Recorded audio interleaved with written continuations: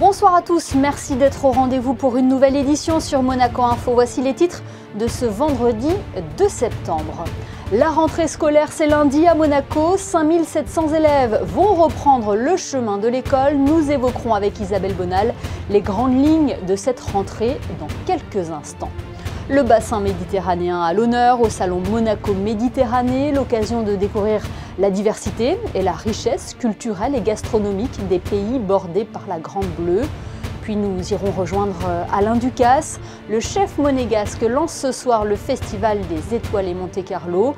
Nous parlerons avec lui du dîner à 4 mains qu'il propose avec la chef britannique triplement étoilée Claire Smith. Et enfin du sport avec du football et l'AS Monaco qui se déplace à Nice dimanche et le tournoi de tennis de l'Ascot Club au Monte-Carlo Country Club. Ça sent la fin des vacances pour les élèves de la Principauté. Lundi, ils retourneront sur les bancs de l'école pour une nouvelle année d'enseignement. Nous suivrons bien évidemment cela en début de semaine prochaine. Mais avant cela, évoquons cette rentrée et ses spécificités avec la commissaire générale chargée de la direction de l'éducation nationale de la jeunesse et des sports. Bonsoir Isabelle Bonal. Bonsoir Émilie Rousseau. Ma première question est toute simple. Est-ce que tout est prêt pour accueillir les élèves monégasques lundi? Les élèves vont pouvoir rejoindre leur classe dès lundi prochain. Donc au niveau du protocole, les élèves pourront venir en classe sans porter un masque. Ils le porteront s'ils le veulent. Ils pourront, bien sûr, on maintient les gestes barrières, on évite de s'embrasser à la rentrée. Les locaux seront nettoyés et aérés comme d'habitude. Les chefs d'établissement, bien entendu, sont à la disposition des parents s'ils souhaitaient poser des questions. Mais globalement, tout se passera dans la sérénité, je l'espère. Voilà, on l'entend, même si on en parle moins, il reste un protocole Covid mis en place. Combien d'élèves sont concernés par cette rentrée scolaire? Quels sont les principaux chiffres à retenir, Madame Bonal? Cette année, nous avons à peu près 5700 élèves, 4355 élèves dans le public et 1355 dans le privé à peu près, parce que ça peut aussi se bouger à la rentrée. Est-ce que Monaco est concerné par la pénurie d'enseignants? Non, j'ai beaucoup de chance. Nous avons pu avoir les professeurs que nous souhaitions avoir. Chaque année, vous savez qu'il y a des départs à la retraite. Cette année, nous manquons absolument pas de professeurs. Je vois que les professeurs sont toujours motivés de venir à Monaco. Ça, je peux le comprendre. Ils évoluent dans un cadre serein. Ils ont des classes qui ne sont pas trop chargées et je crois qu'on met tout à disposition. Le gouvernement princier met tout à leur disposition pour qu'ils se sentent bien accueillis à Monaco. Parlons concrètement de cette rentrée et du programme scolaire. Est-ce qu'il y aura des nouveautés cette année et concernant également aussi le déroulement des examens? Oui, notamment une option mathématique en première. Donc dans la classe de première générale, les élèves avaient 2 heures obligatoires d'enseignement scientifique du tronc commun. Mais pour ceux qui le souhaiteront, ils pourront prendre 1h30 facultative de mathématiques, ils pourront faire des mathématiques. Et donc les élèves maintenant, à ce moment-là, les élèves verront apparaître sur leur bulletin la mention enseignement scientifique et mathématiques. Les élèves de première pourront basculer l'année prochaine dans le bac français international, c'est-à-dire que le bac français international va remplacer l'option internationale, donc c'est une grande nouvelle. On a voulu mettre en place le bac français international parce que notre souhait, c'est de justement favoriser les langues, l'apprentissage des langues, et donc à la fin de ce cycle terminal, nos élèves vont être trilingues ou quadrilingues. Donc c'est une grande chance pour eux. On le sait, le numérique a pris une place prépondérante dans les classes de la Principauté. Le virage a été amorcé au collège puis au lycée. L'école à l'ère du numérique est un véritable enjeu pour la DENJS, Isabelle Bonal? Absolument. Alors par exemple, au niveau du numérique au primaire, nous allons mettre en œuvre Minecraft, Aventure de Monaco, pour mieux connaître la Principauté. En fait, c'est un Lego géant virtuel. Et donc, les enfants pourront construire des bâtiments, pourront interagir avec des représentants historiques virtuels. Et si vous voulez, c'est une manière ludique et culturelle et intéressante de plonger les enfants dans l'histoire de Monaco. C'est quelque chose de beaucoup plus dynamique. Puis, par exemple, pour la programmation, le Smart Train, à la fois, c'est un train miniature, donc les enfants vont programmer un train miniature, vont construire des rails, vont faire en sorte que le train avance lentement, rapidement. Dès la Toussaint, les élèves du lycée technique et hôtelier seront dotés d'un ordinateur portable avec écran tactile, avec accès au manuel scolaire au format numérique. C'est une grande chance. Et ça leur évitera de porter des cartables trop lourds. Et en janvier, un ordinateur portable va être offert donc aux élèves de BTS et aux élèves de DCG. L'autre engagement, et pas des moindres, c'est celui contre le harcèlement et la violence à l'école. Qu'est-ce qui est fait en ce sens, en principauté? Un projet de loi a été voté en fin 2021. Nous avons un plan de prévention de lutte contre le harcèlement. Nous avons dans tous les établissements scolaires un référent harcèlement qui a été nommé par les chefs d'établissement. Donc pour un enfant victime de harcèlement, de violence ou pour un témoin, ils pourront immédiatement s'adresser à cette personne. Nous allons à la DENGS dans les prochaines semaines désigner un référent harcèlement qui me donnera justement des conseils et qui me permettra justement de traiter ces cas de harcèlement. Je tiens à vous dire aussi que les professeurs ont été en grande partie formés à la méthode dite PICAS qui permet de désamorcer, de traiter les situations de violence. L'année dernière, pour vous donner un exemple, 17 cas de harcèlement ont été signalés. Après enquête approfondie, nous avons pu finalement définir 5 cas avérés de harcèlement. Voilà. Voilà, comme vous venez de le dire, tout cela pour évoluer dans un cadre serein. Merci infiniment Isabelle Bonal d'avoir été avec nous pour exposer les grandes lignes de cette rentrée scolaire 2022-2023. Et puis très bonne rentrée à vous. Merci Émilie Rousseau. Au revoir. Bonsoir. Et Isabelle Bonal parlait justement des interventions d'Action Innocence Monaco. Sachez que le premier rendez-vous de la rentrée de l'association aura lieu le 27 septembre avec une webconférence. Quels outils pour gérer le non dans l'encadrement de la pratique des écrans? C'est la question à laquelle répondront les différents intervenants. Plus d'informations sur les réseaux sociaux d'Action Innocence Monaco. Le chapiteau de Fontvieille accueille tout au long de l'année de nombreux événements. Le dernier en date s'appelle Monaco Méditerranée. Il s'agit d'un tout nouveau salon dédié à la culture méditerranéenne qui se tient jusqu'à dimanche. Plus de détails dans ce reportage de Frédéric Elion et d'Alexandra Marangoni. Une vitrine de la Méditerranée à Monaco. Voilà l'esprit du nouveau salon Monaco Méditerranée au chapiteau de Fontvieille. Le prince Albert II est venu inaugurer le salon jeudi soir. Cette première édition rassemble 67 exposants représentant 6 pays méditerranéens. Monaco, la France, l'Italie, la Grèce, la Turquie et le Liban. Il y a un peu de tout. Il y a la mode, il y a l'art, il y a de très bons artistes qui sont venus de loin pour montrer leur travail. Il y a la joaillerie, la haute joaillerie mondiale, il y a du Liban et il y a aussi ailleurs. Il y a la Turquie qui sont là ce soir, qui présentent leur culture. La Grèce, ils ont amené plein des artistes, plein des artisanats. Donc c'était vraiment de mettre dans la lumière tous ces produits raffinés qui ont et partager chacun, il partage ses produits, il partage son environnement. Objectif de ce nouveau salon, permettre aux artisans, producteurs et distributeurs locaux de faire découvrir leurs produits et leur culture. It represents multiple cultures. As a Lebanese culture and part of what we do, it's amazing, it's part of the culture, it's important to be part of it. So we are a family business, we started in 1881. We produce baklava, knefe and stuffed cookies. Nous avons choisi de mettre en avant la gastronomie turque et puis aussi quelques richesses archéologiques en Turquie. Vous avez peut-être entendu parler de Göbekli Tepe. C'est un site archéologique qui est au sud de la Turquie et qui reflète les éléments archéologiques les plus anciens jamais découverts, qui ont été donc faits par l'homme 10 000 ans avant Jésus-Christ. Le salon Monaco Méditerranée, c'est jusqu'au 4 septembre au chapiteau de Fontvieille. Lui a toujours souhaité mettre en valeur la richesse méditerranéenne dans ses plats. Alain Ducasse s'est hissé au sommet de la haute gastronomie en prenant la Méditerranée pour référence absolue du goût. Le chef monégasque ouvre ce soir le festival des étoilés Monte-Carlo en proposant un dîner à 4 mains en collaboration avec le chef du Louis XV à la Ducasse à l'Hôtel de Paris, Emmanuel Pilon, et la célèbre chef britannique triplement étoilée, Claire Smith.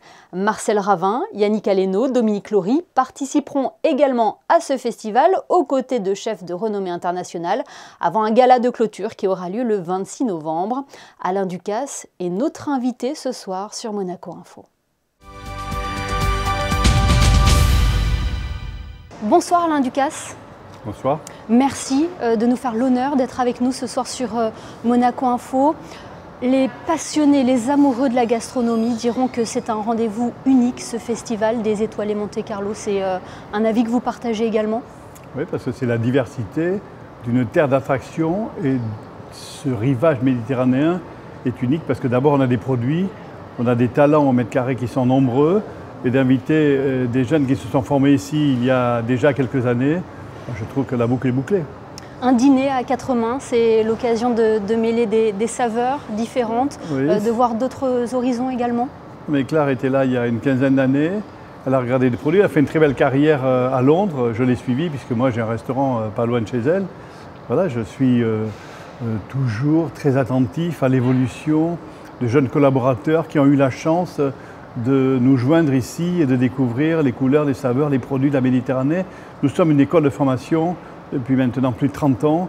Voilà, donc recevoir Claire aujourd'hui ici, comme tant d'autres, et d'ailleurs cette terre d'excellence, elle va nous permettre de transmettre, de partager, de former, d'avoir un rôle d'influence sur le goût de la Méditerranée, plus particulièrement sur le goût de Monaco. La transmission, c'est un facteur très important pour vous. Claire Smith était commis ici. Maintenant, elle est triplement étoilée, est un chef de renommée internationale. On lui a donné les gestes, les bases. Elle a beaucoup travaillé, elle a beaucoup regardé, elle a beaucoup écouté. Elle s'est souvenue de la justesse, de l'excellence des produits, de la rigueur, de la discipline. Le Louis XV est décidément un lieu dans lequel nous avons l'obsession de partager, de former. Nous aurons l'occasion bientôt, le Prince Albert dans un an plus précisément, de faire une grande fête de l'idée que Monaco est décidément une terre où l'on transmet l'input mondial d'une idée d'une gastronomie planétaire. Monaco aussi est un lieu unique parce qu'on a rarement vu autant de chefs étoilés au kilomètre carré. C'est un grand tout petit territoire, grand en influence, petit en taille, mais en tout cas la caisse de résonance de Monaco, en dehors des frontières, en dehors de l'Europe d'ailleurs, est importante. Au-delà de la France voisine, Monaco a une caisse de résonance extraordinaire, très clairement. Un mot sur ce dîner à 4 mains, qu'est-ce qui le rend si particulier? 4 mains, est-ce que c'est compliqué de composer? Non, c'est pas compliqué parce que c'est rigueur, discipline, exigence, l'excellence du choix des produits, c'est très savoureux. Emmanuel, mon nouveau chef qui travaillait ici il y a plus de 10 ans, est venu quelques années à Paris. Il s'est enrichi. Maxime, le sommelier, a fait un choix de vin extraordinaire. Claire, ma directrice, elle est supporter de tout ça. Claire Smith, elle est la cuisinière invitée. Voilà, ça fait un moment d'exception. C'est un moment rare, c'est un temps suspendu. Ce n'est pas anodin. C'est le niveau d'excellence le plus élevé pour ceux qui auront la chance de venir dîner ce soir. De venir savourer ce dîner. La gastronomie, Alain Ducasse, elle a une place plus qu'importante dans votre vie.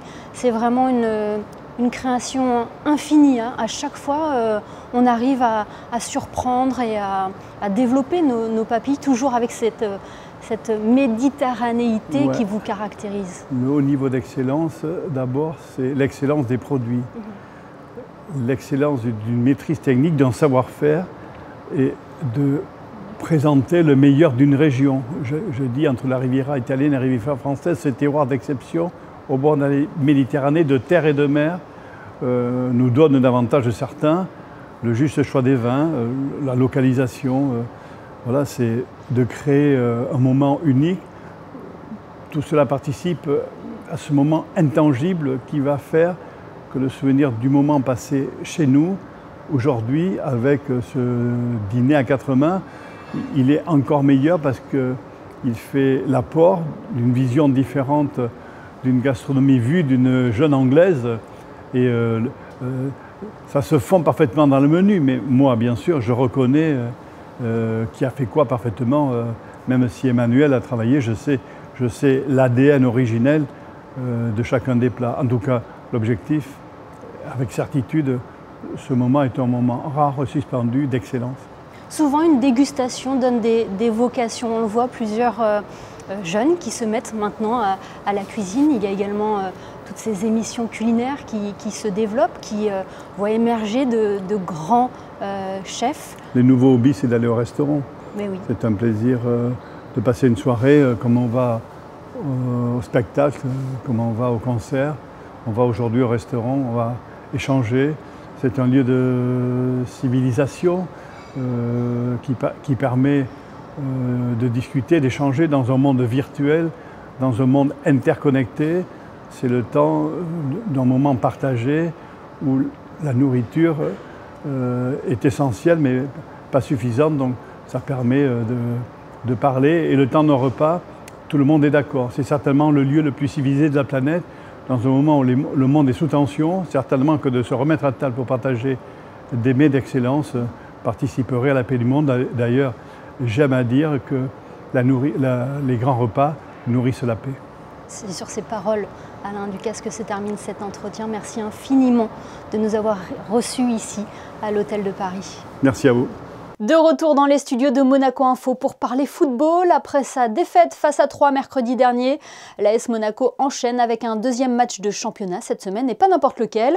Les joueurs de Philippe Clément se déplacent à Nice dimanche pour le derby de la Côte d'Azur. Le coach monégasque s'est présenté en conférence de presse aujourd'hui pour évoquer l'affiche de cette 6e journée de Ligue 1. C'est une équipe en transition avec un nouveau entraîneur, avec des nouveaux joueurs, avec un nouveau schéma aussi de jeu. J'ai vu pendant le week-end, je ne sais pas pour maintenant, on verra. Mais c'est clair, c'est vraiment clair que c'est une équipe avec beaucoup d'ambitions aussi pour les places européennes. Quand tu vois les investissements qu'ils ont fait avec le transfert. Nice-Monaco, c'est donc ce dimanche à 20h45 à l'Allianz Riviera. On reste dans le sport avec du tennis. Le tournoi de l'Ascot Club se déroule actuellement sur les terrains du Monte Carlo Country Club. 3 jours de compétition dans un esprit amical avec un format particulier, seulement des matchs de double. Le reportage de Frédéric Elion et Alexandra Marangoni. Fondé en 1992 à Hambourg, l'Ascot Club organise depuis 2009 au Monte Carlo Country Club un tournoi international de tennis pas comme les autres. Pas de simple, seulement des matchs en double pour favoriser la convivialité. Cette 12e édition réunit jusqu'à samedi 16 équipes composées chacune de 3 paires de joueurs. C'est une compétition qui fonctionne avec 3 doubles, dits supposés être de niveau 1, 2, 3, et quelquefois dans les 1 nous avons vraiment de très haut niveau qui jouent jusqu'à négatif, comme on a pu le voir encore cette fois-ci, mais ce n'est pas représentatif de l'équipe en général. C'est un tournoi d'amitié, sportif, d'esprit sportif, mais qui n'exclut pas de se créer de nouveaux amis, de se faire des relations. C'est un tournoi extraordinaire avec des amis qui viennent du monde entier. Et on a des gens qui viennent d'Amérique du Sud, de l'Europe, même du Japon, de la Chine, de tous. Et c'est un tournoi d'amitié et de bonne qualité de tennis. C'est un honneur et un privilège de pouvoir être associé à cette organisation. Grande nouveauté cette année, un tournoi féminin se déroule en même temps que l'épreuve masculine. Pour cette première, 6 équipes venant des États-Unis, de Suède, d'Islande ou encore de Suisse. It's an extremely beautiful event in terms of the tennis you get to see and to play with very diverse teams, very diverse players of the different levels. We have few players who grew up on the courts and play for the college, and we have players like me who started their career in a very, very far mature age. So we are not playing that far, but the passion about this sport brings us together. Amour du tennis, mais aussi respect des traditions pour ce tournoi au Monte Carlo Country Club. Joueurs et joueuses sont habillés intégralement en blanc, comme à Wimbledon, l'un des temples du tennis.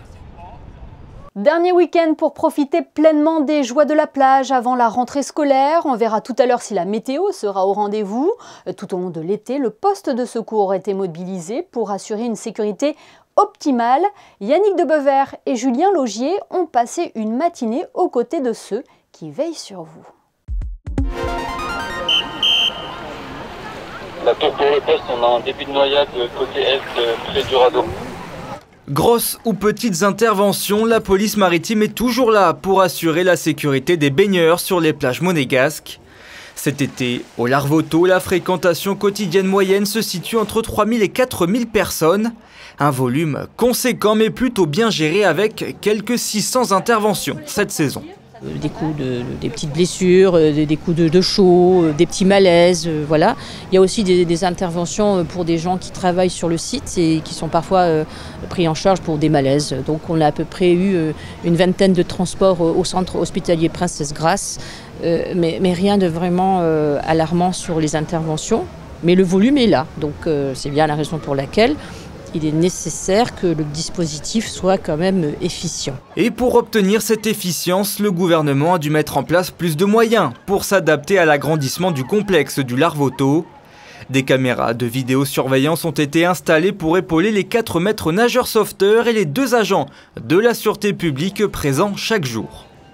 Le gouvernement princier, avec ce nouveau Larvoto grand secteur, a répondu à nos besoins en mettant à notre disposition une équipe élargie. Et en plus, depuis 2021, nous avons une convention avec la Croix-Rouge monégasque.